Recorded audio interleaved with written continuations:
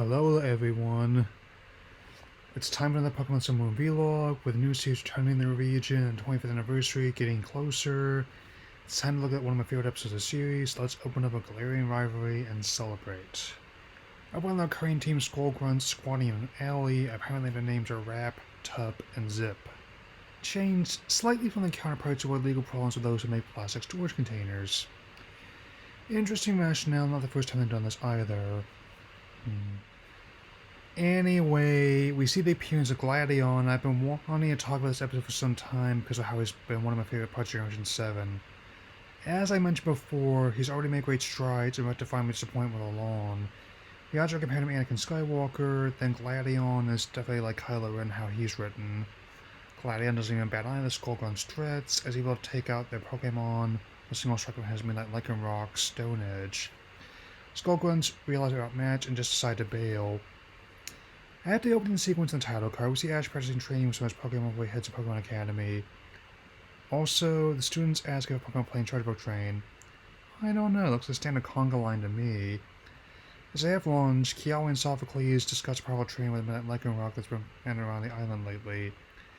Actually, I like dialogue in the series, much like the games are adapting. It feels very unique, especially with the seniors in mind. As Lana and Mala speculate further about this person, the conga line shows Kiawe's turning his transition to the city. Isn't that amusing? Also, the Sailor Moon in the trainer clusters game's a nice touch. Last picture order picking up groceries, we see Gladion is indeed the young man everyone was talking about, as Midnight Lycan is able to record Sailor's blasters by a type disadvantage. Ash is amazed by his strength and skill, but Lily comes up right then. Gladion turns to Lily as if to say, I told you not to expound in public. It's more, it turns out that Gladion is her brother. What a twist. Anyway, Ash requests back from Gladion. Gladion agrees when time is right. Hey, while the characters were different from how he's portrayed in the games, it's effective enough that works in the show's favor. At Lily's house, revealed that it's been 6 months since Gladion left home, which also relates to an accident that she has repressed memories of. Not explaining exactly what happened just yet, but I can say what's going on that'll be important to the event series later. You can count on that. It's also revealed that he and their butler, Hobbs, helped tend to an injured Eevee, which have implied, but I would say to be the only one he has now. As we see the family portrait of him, Lily, and Lucamine, everyone wonders what still lies ahead. How could a boy like that be so consumed by desire for rage and vengeance? Back at Kui's lab, Ash is amazed by the story behind Gladion, as am I. Also, I want that Raleigh today has a part of his casual outfit.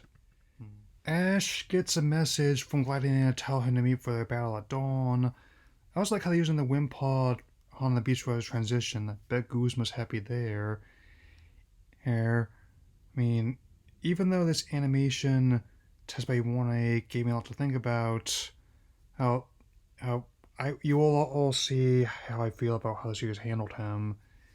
Team Rocket, who I forgot to mention, were impressed by Gladion's skill in an earlier scene, also scheming yet again. Especially like how chipper Jesse is compared to James, Meowth, and Wobbuffet. It's like contrasting more people and those need their caffeine.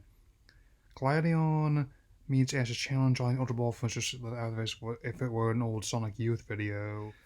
I must say, the battle's actually quite impressive, despite the VM story, social, and artwork. As a fan of this other anime with Western influences, One Piece being an example of that, I went into the series with a lot more optimism than many of the fans at the time. I'm glad the initial furor of this whole thing has died down. Team Rocket is watching them with great interest. I am. What are you fellas up to now? Surprise, surprise. They just decide to launch a net from the truck while Wobbuffet rides shotgun. Remind me not to ride anywhere with them. To chase down the truck, Gladion has Umbreon shoot out the tires of the truck with dart poles, and the truck crashes so hard it breaks an axle. There goes the pause on that.